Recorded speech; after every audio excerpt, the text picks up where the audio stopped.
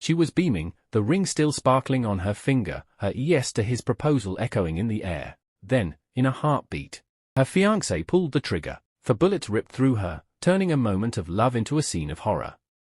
A popular hairstylist's dream night became her last, unraveling a true crime mystery that shocks the soul and begs the question, what went so fatally wrong? Before we keep going with this crazy story, wait a sec. If you hate when people hurt others and break promises, hit that like and subscribe button now and tell me in the comments where you're watching from. Only a mean folk who doesn't care about a hairstylist getting shot by her fiancé would skip subscribing. So, if you're against bad guys ruining love, click subscribe quick, but if you think it's fine for someone to get hurt like that, just keep watching and do nothing. What if the most romantic moment of your life was only moments away from becoming your last? In early 2025, a beloved hairstylist, known for transforming others into their most beautiful selves, experienced the ultimate transformation, from fiancé to victim in less than 5 minutes. Her fiancé claimed self-defense, but the evidence told a different story. Tonight, we piece together the final moments of a woman who said yes to forever, only to have forever cut brutally short. Alexis Morgan was the kind of person who lit up a room before she even spoke. At 29, she had built a reputation as one of the most sought-after hairstylists in Portland, Oregon. Her Instagram page, with over 50,000 followers, showcased not just her technical skill but the relationships she built with clients who quickly became friends. Born to working-class parents in a small Oregon town, Alexis had fought hard for her success. She put herself through cosmetology school while working nights at a local diner. Former classmates described her as determined, focused, and unfailingly kind. By 27, Alexis had won regional styling competitions and started a YouTube channel sharing tutorials that garnered hundreds of thousands of views. Her specialty, intricate bridal styles, ironically brought her to the attention of the man who would later propose to her, and then take her life. James Harrington entered Alexis's life like a whirlwind. A 34-year-old real estate developer with charm to spare, he walked into her salon in September 2024 as a client and left with her phone number. It was the first time I'd seen Alexis actually flustered over a client. He was handsome, sure, but there was something else, this intensity when he looked at her. They just had this immediate chemistry that was impossible to miss, a coworker said in an interview. Their courtship was rapid and, by all outward appearances, passionate. Within 2 months, Alexis and James were inseparable. Social media posts showed them traveling to wine country, attending charity events, and cooking elaborate meals together. James showered her with expensive gifts, designer handbags, jewelry, weekend getaways. But digital forensic experts who later analyzed their social media presence noted something curious. While Alexis appeared in photos with friends and family both before and during her relationship with James, his social circle seemed to consist almost exclusively of Alexis. In the 6 months they dated, not a single photo showed James with any friends of his own. A digital forensic expert, in an interview, had this to say: "What we often see in controlling relationships is this gradual isolation that happens. The victim's world shrinks while the controller becomes their entire universe." Looking at their social media timeline, you can actually chart how Alexis's friend appearances decreased by approximately 60% after the 3rd month with James. In another interview, one of Alexis' friends said, "We started seeing her less and less. At first, it was cute, new relationship, they want their alone time, but then she started missing birthday parties, girls' nights. When she did show up, she was constantly checking her phone. And if she didn't answer his calls right away, he'd just show up wherever we were." Alexis' mom told investigators, the last time she came for Sunday dinner, about 3 weeks before it happened. She seemed tired. "I asked if everything was okay with James, and she just gave me this smile that didn't reach her eyes and said, 'He just loves me so much. Sometimes it's a lot, but that's what I wanted, right?'" Phone records would later reveal that in the final month of her life, James called Alexis an average of 27 times per day. On one particular day, just a week before the proposal, he called her 43 times while she was working a 9-hour shift at the salon. The saloon owner, when interviewed, said, "He started showing up unannounced, bringing her lunch, which seemed sweet until you realize it was so he could see who she was talking to." Once, I overheard him questioning her about a male client who had hugged her after she fixed a bad haircut another stylist had given him. James said something like, "You seem to enjoy that a little too much." His tone was joking, but his eyes weren't. Despite these concerning behaviors, friends say Alexis was still deeply in love with James, and believed she could help him work through what she called his insecurities. What Alexis didn't know was that James Harrington had a past none of them were aware of, one that would have set off immediate alarm bells. When police began investigating James Harrington after Alexis's death, they discovered something disturbing: James Harrington wasn't his real name. According to Detective Rivera, the fingerprints from the crime scene gave them a match to a Jason Hammond from Seattle. Hammond had a sealed record from 10 years prior, a domestic violence charge that was eventually dropped when the victim, a former girlfriend, suddenly refused to testify. Further investigation revealed that Hammond, now going by Harrington, had been the subject of 2 restraining orders from women in different states. In both cases, the women described a pattern that began with intense romance and escalated to obsessive control and threats. So who was James Harrington really? Police investigations uncovered a man who drifted between states, often living off the women he dated. Before meeting Alexis, he had been evicted from an apartment in California and had maxed out credit cards under 2 different names. A financial investigator told police detectives, "We found evidence that he had accessed Morgan's banking information." In the 2 months before her death, approximately $17,000 had been transferred from her savings account to an offshore account we later connected to Hammond. Given her success and growing business, Morgan represented a significant financial opportunity for someone with Hammond's history. Even more disturbing was what police found on James's laptop after the murder: detailed searches on life insurance policies, how to make a death look accidental, and Oregon's self-defense laws. The searches dated back to just 3 weeks after he and Alexis began dating. Police also found a document outlining Alexis's daily schedule, noting times when she was alone, which friends she confided in most, and even passwords to some of her accounts that he had. But if James, or Jason, had been planning this for months, what exactly was he planning? And how did a proposal turn to murder in mere minutes? February 12, 2025 began as a normal Wednesday for Alexis Morgan. Security footage from her apartment building shows her leaving for work at 7:43 a.m. Her regular schedule for Wednesdays when she opened the salon.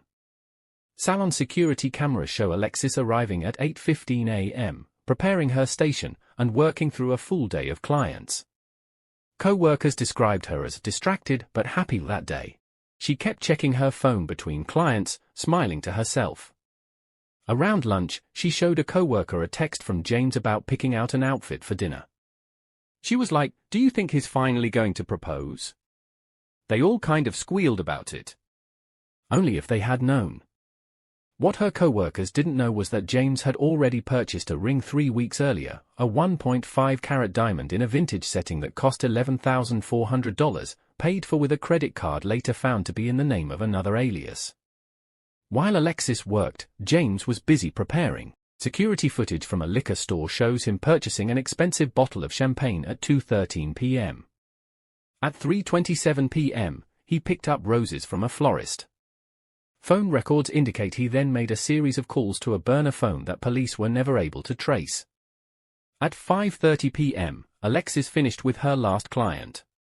Security footage shows James arriving at the salon parking lot at 5:43 p.m., waiting in his car rather than coming inside, a break from his usual habit of entering the salon to escort her out.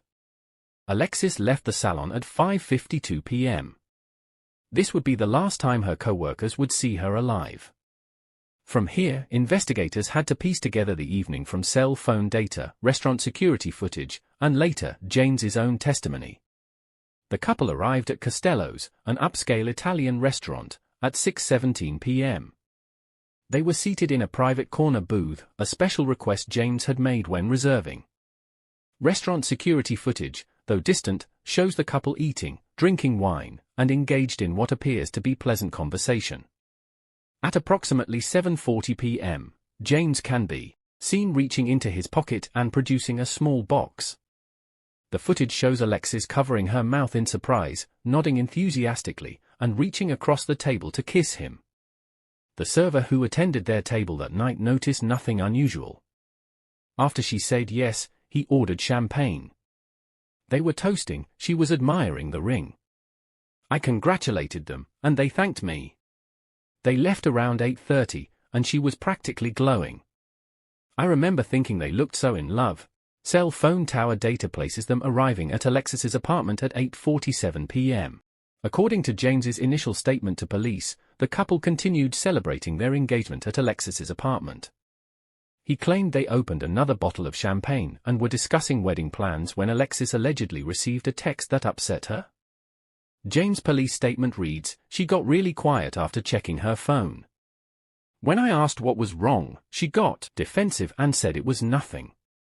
Then she went to the bathroom for a long time. When she came out, she was different, agitated, picking a fight about nothing."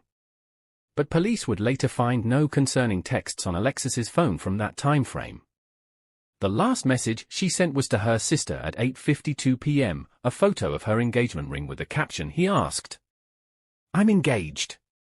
Detective Rivera said, Hammond claimed that an argument escalated when he questioned her about the supposed text. According to him, she became hysterical and attacked him with a kitchen knife, forcing him to shoot in self-defense. According to a forensic analyst, the knife had only Hammond's fingerprints on it, not Morgan's. Additionally, the position of the knife relative to the body was inconsistent with his claim that she dropped it when shot. Our analysis suggests the knife was placed there after the fact.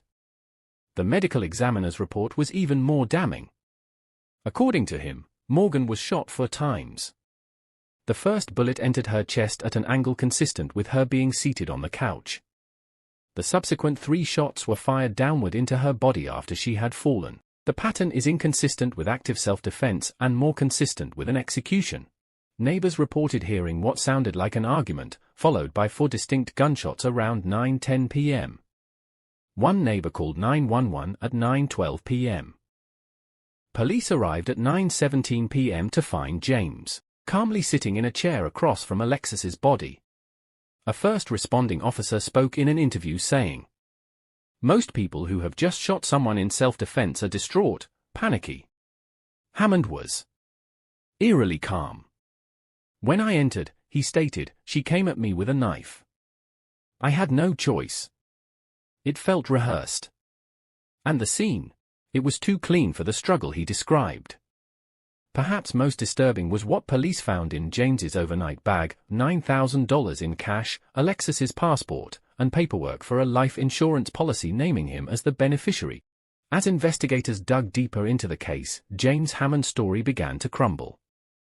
The prosecution's theory was that James never intended a long marriage to Alexis. Instead, the proposal was merely the first step in a scheme to gain access to her assets through marriage, take out substantial life insurance, and then eliminate her.